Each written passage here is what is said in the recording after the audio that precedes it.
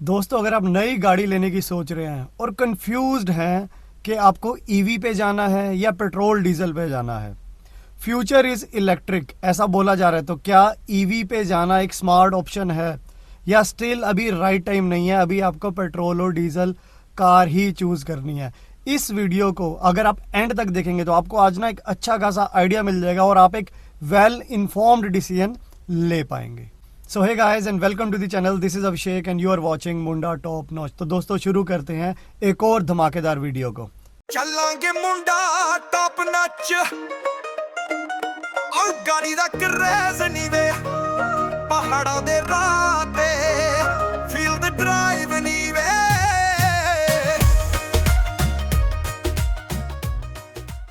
तो दोस्तों, आज की वीडियो को ना मैं कुल मिला के 4 सेगमेंट में डालने वाला हूँ, डिफरेंट सेगमेंट, और उसमें हम कंपेयर करेंगे EV versus petrol and diesel vehicles. और हाँ, एक बात जरूर करेंगे एंड में, इन्वायरमेंट फ्रेंडलीनेस। ईवी को हमेशा बोला जाता है कि बहुत ज़्यादा इन्वायरमेंट फ्रेंडली है, बट क्या वाकई ही है या सिर्फ एक ये जुमला है? इसके बारे में भी बात करेंगे क्योंकि यहीं पे ही सारी गेम भी हो जाती है मेरे हिसाब से। तो एंड में मैं डिस्कस करने वाला हूँ, वीडियो को जरूर एंड तक देखना। तो सबसे पहले ना हम बात करते हैं नंबर 1, अफोर्डेबिलिटी की। कौन सी ज़्यादा किफ़ायती है? अब देखो, अगर इसमें भी 3-4 फैक्टर आते हैं अफोर्डेबिलिटी में। सबसे पहले अगर हम बात करें इनिशियल प्राइस की, तो जो बेसिकली इनिशियल प्राइस मतलब कि परचेज प्राइस, तो परचेज प्राइस जो है ना ईवी व्हीकल का, सेम सेगमेंट की पेट्रोल व्हीकल डीजल व्हीकल से मोटा ऑन एन एवरेज 5 लाख आपको महंगी मिलती है। अब ये प्लस माइनस कुछ सेगमेंट में हो सकता है, बट एक मैं एवरेज बता रहा हूँ कि ये अराउंड 5 लाख जो है वो आपको महंगी मिलेगी। तो आपका जो इनिशियल कॉस्ट ही है ना ईवी को परचेज करने का, वो ऑलमोस्ट एक छोटी गाड़ी को खरीदने जितना एक एक्स्ट्रा है, बर्डन है इस पे। तो अगर आपके पास एक्स्ट्रा मनी है, आप इनिशियली एक्स्ट्रा पे कर सकते हैं, तो आप ईवी को कंसीडर कर सकते हैं। और साथ ही इसके ऊपर अब गवर्नमेंट क्या करती है, ईवी पे सब्सिडी भी दे देती है। तो लगभग मोटा आपको 1 से 2 लाख सब्सिडी डिस्काउंट अवेलेबल हो जाते हैं, जो कि पेट्रोल डीजल में नहीं होते हैं। तो जो इसका परचेज प्राइस है थोड़ा सा हायर एंड पे चला जाता है। और अब बात करते हैं इसकी अगला पैरामीटर, जो कि है रनिंग कॉस्ट। रनिंग कॉस्ट जो है ईवी की बहुत ही कम होती है। ये पड़ती है लगभग 1.5 रुपए से 2 रुपए पर किलोमीटर। अब ये 1.5 से 2 रुपए मैं क्यों बोल रहा हूँ? क्योंकि ईवी में कोई फ्यूल तो डलना नहीं है, तो इसको करना है हमें इलेक्ट्रिसिटी से चार्ज। और यूजुअली इलेक्ट्रिसिटी का जो चार्ज है अक्रॉस स्टेट, तो ऑन ए स्टैंडर्ड जो ईवी का जो रनिंग कॉस्ट है वो 1.5 से 2 किलोमीटर पड़ती है। और यही बात करते हैं हम पेट्रोल डीजल की।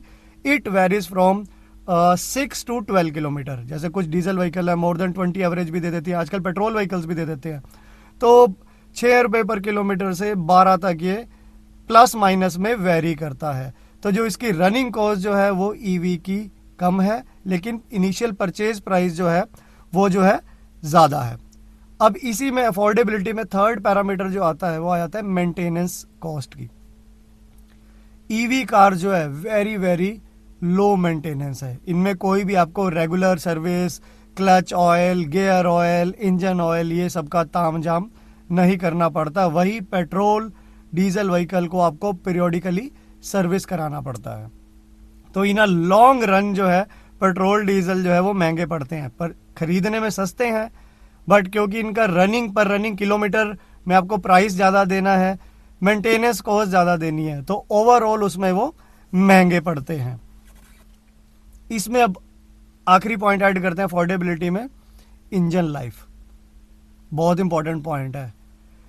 पेट्रोल कार्स डीजल कार्स की इसकी इंजन लाइफ है जितनी गवर्नमेंट ने अलाउ करी है, which is 15 years for petrol, 10 years for diesel. But EV vehicle जो है अराउंड 7 to 8 ईयर्स में आपको उसकी बैटरी रिप्लेस करानी पड़ती है। उसकी बैटरी की लाइफ ही इतनी होती है। और ये जो ईवी व्हीकल्स में जो बैटरी का कॉस्ट है ना, that is a major cost. तो ये आपको अगेन 5 से 10 लाख के बीच में वेरी करती है। तो मोटा ना आप उसमें एक नई गाड़ी खरीद सकते हैं छोटी, इतना प्राइस होता है ईवी बैटरीज का। तो most of the time users क्या करेंगे, मुझे नहीं लगता कि 7 साल 8 साल हो जाने के बाद आप बैटरी रिप्लेस करोगे उसको, या तो स्क्रैप करोगे या मतलब इधर उधर टिकाओगे ही, दोबारा बैटरी नहीं परचेज करी जाएगी। तो इस सेंस में जो है ना काफ़ी कॉस्टली पड़ जाती है ईवी व्हीकल जो, अगर 7-8 साल मतलब बेसिकली अगर आप सोच रहे हैं कि आपको अपने कोई भी गाड़ी खरीद रहे हैं वो लंबी रखनी है, 8-10 साल रखने की सोच रहे हैं, तो ईवी में जो है मोटा फटका पड़ने वाला है। आपको खरीदने में महंगा पड़ेगा और 6-7 साल बाद जितना आपने पहले प्रीमियम दिया था उतना प्रीमियम दोबारा देके आपको उसकी बैटरी परचेज करनी पड़ेगी। तो ये तो बात हुई अफोर्डेबिलिटी की। इसके बेस पे बेसिकली मैं यही बोलूँगा कि अगर आपको गाड़ी लंबी रखनी है तो ईवी पे मत जाएं, go for petrol and diesel, क्योंकि बहुत महंगी पड़ेगी अगर आप लंबी गाड़ी रखने का प्लान कर रहे हैं। तो चलो अब चलते हैं दूसरे क्राइटेरिया पे। तो दूसरे क्राइटेरिया को बेसिकली कहते हैं हम रिफ्यूलिंग या चार्जिंग टाइम, राइट। अब जो ईवी व्हीकल है क्योंकि उनमें फ्यूल तो डलता नहीं है, वो बेसिकली बैटरी ऑपरेटेड होती है, तो उनको चार्ज करना है तो जो उसका स्टैंडर्ड चार्जिंग टाइम जो होम चार्जर होता है वो आपको लगभग ओवरनाइट चार्ज करनी पड़ती है, 8 घंटे ले जाती है। यही अगर आप उसे फास्ट चार्जर से करते हैं तो 30 to 60 मिनट्स वेरी करता है, बट मोटा मोटा आप 60 मिनट्स के अंडर मान लो वो चार्ज होने में लगता है। और फास्ट चार्जर जो है घर पे होम चार्जर्स में नहीं होता, वो बेसिकली कोई चार्जिंग स्टेशन जो होंगे वहाँ पर आपको वो मिल जाएगा। और यही बात रही फ्यूल पेट्रोल और डीजल की, तो वो बेसिकली पेट्रोल पंप जगह जगह पर है, हर नुक्कड़ पे होते हैं, तो आपको ऑन डिमांड कहीं भी भरवा सकते हैं। तो यहाँ पर ये सबसे बड़ा चैलेंज आ जाता है कि आप ईवी को हाईवे ड्राइव के लिए कंसीडर बहुत ज़्यादा नहीं कर सकते, क्योंकि अभी हमारा इंडिया में इंफ्रास्ट्रक्चर इतना सॉलिड नहीं है। इतना सॉलिड छोड़ दो, मतलब एवं ही आप ये समझो कि ऐसा भी नहीं है कि मैं बोलूँ कि इट्स डिसेंट, अभी बहुत इंप्रूवमेंट की ज़रूरत है। और अगर आप इसे लंबे ड्राइव करने की सोच रहे हैं और रास्ते में कोई चार्जिंग स्टेशन ही नहीं मिला या एक आध मिला और वो उस टाइम पे ऑपरेशनल ना हुआ, तो आप फंस गए, बुरा फंस गए, गाड़ी टो होके ही जाएगी और कोई ऑप्शन नहीं है। और ये प्रॉब्लम जो है पेट्रोल और डीजल कार्स में नहीं है, क्योंकि पेट्रोल आप कभी भी, डीजल कहीं पे भी कहीं से भी भरवा सकते हैं, कैरी भी कर सकते हैं। तो अगेन बात वही है, अगर आपकी सिटी ड्राइविंग है, अच्छी खासी सिटी ड्राइविंग है डेली की, बट हाईवे ड्राइविंग लिमिटेड है या मैं बोलूँगा नहीं है, तब आप ईवी को कंसिडर करें, it will be a better option. और यही बात अगर आपकी हाईवे ड्राइव ज़्यादा है, ट्रैवल ज़्यादा है, माउंटेन ट्रैवल ज़्यादा करते हैं, गो फॉर पेट्रोल और डीजल ओनली। तो चलो अब बात करते हैं थर्ड क्राइटेरिया की। थर्ड क्राइटेरिया जो है ना वो है basically performance and driving experience. तो इसमें भी अब 3-4 कैटेगरीज या फैक्टर आते हैं। तो सबसे पहले अगर हम बात करें एक्सेलरेशन की, 0 to 100, तो इस मामले में ना ईवी जो है बेसिकली वो विन कर जाती है। ईवी जो बेसिकली इंस्टेंट टॉर्क डिलीवर करता है, जैसे ही आप पंजा दबाते हैं रॉकेट बनती है गाड़ी, बेसिकली मोटर से चल रही है। और वही बात रही हमारी कार या बेसिकली पेट्रोल या डीजल व्हीकल्स की, तो उसमें जो है 0 to 100 जो है थोड़ा सा टाइम ले जाता है, 10 से 15 सेकंड के बीच में अगर हाई परफॉर्मेंस कार है। यही अगर हम बात करें ईवी की तो with in 6 second on an average जो है वो 0 to 100 जो है आपको पहुंचा देती है, because it has a better torque delivery, basically एक इंस्टेंट रिस्पॉन्स देती है गाड़ी।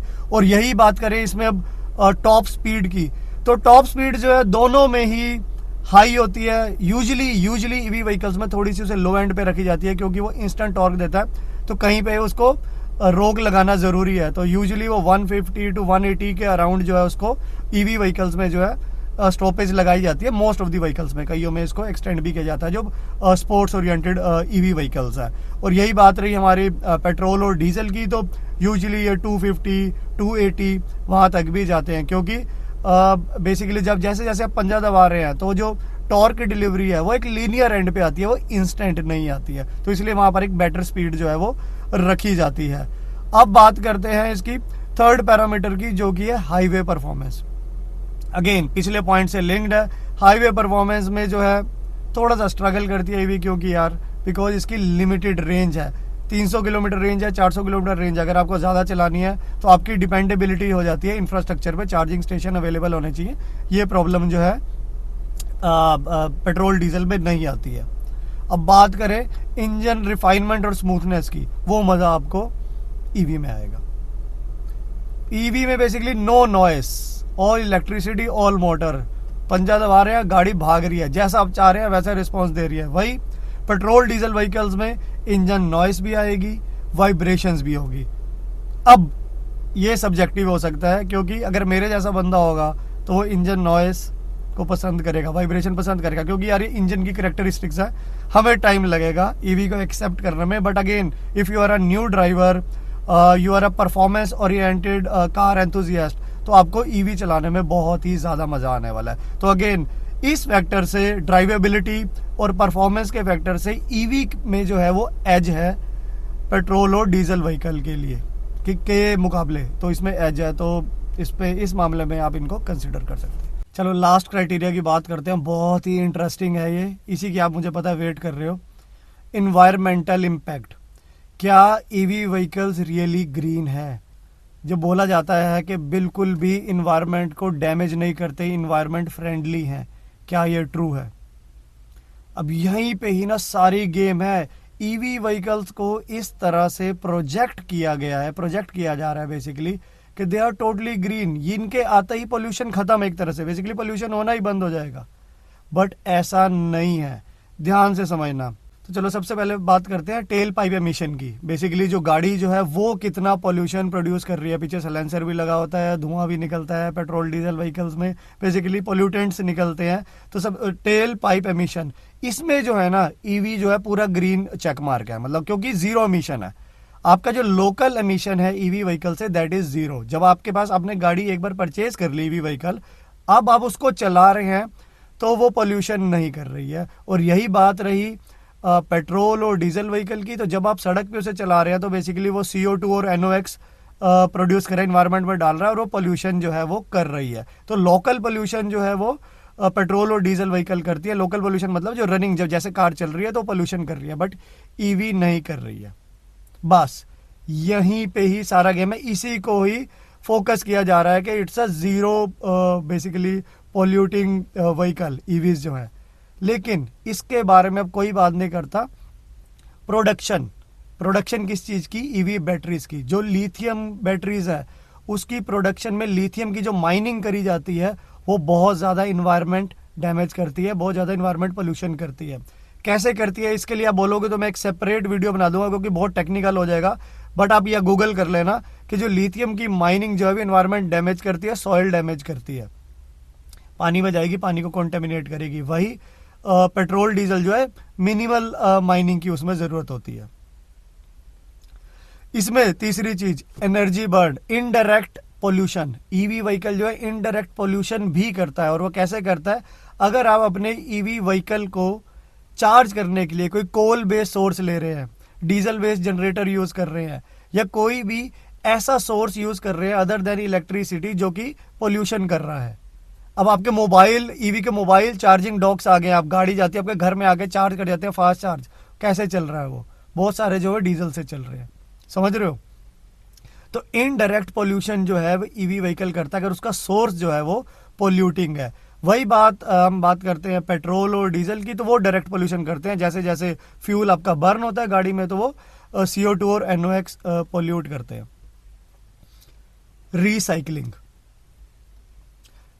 पहले पेट्रोल डीजल का बता दो। पेट्रोल और डीजल व्हीकल्स आपकी एक बार खत्म होगी, लाइफ खत्म होगी, उनके पार्ट्स को रिसाइकल करना बहुत ईजी है, कोई ऐसा इन्वायरमेंटल इम्पैक्ट नहीं है उस पर। यही बात अगर हम ईवी व्हीकल्स की करते हैं, बेसिकली उसकी बैटरी, उसका इस टाइम पे ऐसा कोई 100% फुल प्रूफ तरीका ही नहीं है उसे रिसाइकल करने का जो इन्वायरमेंट डैमेज ना करे।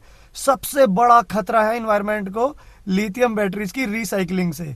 उसको आप सॉइल में डालोगे, आप दबा नहीं सकते हो, ऐसे केमिकल्स प्रोड्यूस करती है कि उस मिट्टी में कभी भी आप एग्रीकल्चर कुछ भी प्रोड्यूस ही नहीं कर सकते। कोई भी मतलब फल, एग्रीकल्चर प्रोडक्ट्स उसमें कुछ लगा ही नहीं सकते, पेड़ पौधे लगेंगे ही नहीं। इस तरह से उसकी सॉइल को डैमेज कर देता है वो। अगर केमिकल जो है वो एयर में जाते हैं, एयर को पोल्यूट करता है और वही लोग ब्रीथ करते हैं उसे, it's a totally poisonous gas जो उसमें से निकलती है।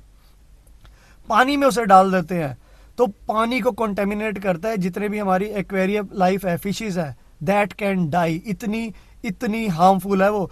यहीं पे ही मेरे को सबसे ज्यादा खतरनाक लगता है कि इसकी रिसाइकलिंग जो है जब तक फुल प्रूफ तरीके नहीं आते हैं तब तक यार ईवी बहुत डेंजर है मेरे हिसाब से। ये मेरा थॉट प्रोसेस है, आपका वेरी कर सकता है, किसी का वेरी कर सकता है, but this is my personal thought process. तो यहां जो है ना, मैं सही बता, अगर आप इस रीजन की वजह से आप ईवी व्हीकल को कंसिडर कर रहे हैं कि वो पोल्यूशन नहीं करता, थिंक अगेन, थिंक ट्वाइस। एक बार भी मत सोचे, 2 बार सोचें, अच्छी सी रिसर्च करें कि किस किस तरह से ईवी व्हीकल जो है वो हमारे इन्वायरमेंट को डैमेज कर रही है। नो डाउट, क्योंकि पेट्रोल और डीजल व्हीकल जो है वो आप जब तक रखेंगे, जब तक चलाएंगे, वो कॉन्टिन्यूसली पोल्यूशन करेंगी। ये लोकल पोल्यूशन नहीं कर रहा है। एक बार आपने ईवी व्हीकल ले ली, अगले 7 साल तक you are good to go, but उसके बाद आपको बैटरी रिप्लेस करवानी है, स्क्रैप करना है गाड़ी को, उसके बारे में भी सोचो यार। और वो जो डैमेज कर रहा है ना, उसका सोल्यूशन आना चाहिए। जब तक नहीं आता, मैं तो यही बोलूँगा कि थोड़ा सा थम जाओ। But again it's your choice. But ये फैक्टर जो आपको पता होना ज़रूरी था इन टर्म्स ऑफ पोल्यूशन के। ऐसा नहीं है कि डीजल पेट्रोल ही पोल्यूशन करते हैं, EV vehicle is a pollution free. चलो बात करते हैं फाइनल वर्डिक्ट की। क्या आपको ईवी लेनी चाहिए या पेट्रोल और डीजल पे जाना चाहिए? देखो, इसका कोई भी ना ब्लैक और वाइट में आंसर नहीं है, क्योंकि ये डिपेंड करता है आपकी नीड पे। अब मैं आपको सिंपल सा ये बता सकता हूं कि आप किस केस में ईवी को कंसिडर करें। तो बेसिकली अगर आपके घर में मतलब जहां भी आप रहते हैं वहां पर इजीली जो है इसका चार्जिंग सेटअप बनाया जा सकता है, तो एक पॉइंट तो ये हो गया, आप उसे कंसिडर कर सकते हैं। जैसे यूजुअली लोग जो हाई राइज अपार्टमेंट में रहते हैं, तो वहां पर बेसमेंट में भी जो है इनके डॉक्स की कोई ऑप्शन नहीं है चार्जिंग की। आजकल आने लग गई है, बट बहुत जगह नहीं है। तो अगर आप इस जगह पे रह रहे हैं तो आपके पास कोई ऑप्शन ही नहीं है। अगर आपके घर पे अच्छा सा सेटअप है, आप इसको इजीली सेटअप कर सकते हैं इसको चार्ज करने का, तो आप इसको कंसिडर कर सकते हैं। आपकी डेली की जो ड्राइव है वो 100 to 200 किलोमीटर है गो विद ईवी। समझ रहे हो? मतलब इतनी आपकी रनिंग है डेली की, 100 से 200 किलोमीटर आपको चला रहे हैं, आप ईवी की तरफ जाओ। आपको फ्यूचरिस्टिक कार चाहिए with a low running cost, मतलब एक ऐसी हाई एंड कार जो मतलब लोग वाहवाही करेंगे, इसमें ये भी है, उसमें वो भी है, इतना भागती है, मतलब एक फ्यूचरिस्टिक कार है पूरी। और उसकी कॉस्ट बेसिकली एक बार खरीदने के बाद आपकी कॉस्ट कुछ है ही नहीं, 1 रुपए से 2 रुपए पर किलोमीटर आपको देना पड़ रहा है, तो आप इसको कंसिडर करें। और वही अगर आप बेसिकली बहुत ज़्यादा लॉन्ग डिस्टेंस ट्रैवल करते हैं, घूमने के बहुत शौकीन हैं, हाईवे पे बहुत चलाते हैं, माउंटेन पे बहुत चलाते हैं, तो ईवी जो है आपके लिए नहीं है। आपके यहाँ पर एरिया में अगर चार्जिंग इंफ्रास्ट्रक्चर बहुत अच्छा नहीं है तो ईवी आपके लिए नहीं है, आपको नहीं खरीदनी है। अगर आपको गाड़ी 8 साल 10 साल उससे ज़्यादा रखनी है तो भी ईवी आपके लिए नहीं है। 7 साल बाद आपको मोटा खर्चा करना पड़ेगा, जैसे मैंने पहले बताया। तो इन केसेस में आपको ईवी नहीं लेनी है। अगर आपको रीसेल की चिंता है, रीसेल वैल्यू की, मतलब बेसिकली आप गाड़ी लेके अगर बेचते हैं तो आपको लगता है कि उसका रीसेल वैल्यू अच्छी मिलनी चाहिए, तो भी अभी के लिए ईवी कंसिडर मत करें, क्योंकि यार अभी न्यू आ रहा है और थोड़ा सा जब तक इसकी एक्सेप्टेबिलिटी नहीं आएगी लोगों में तो इसकी रीसेल भी कम ही रहने वाली है।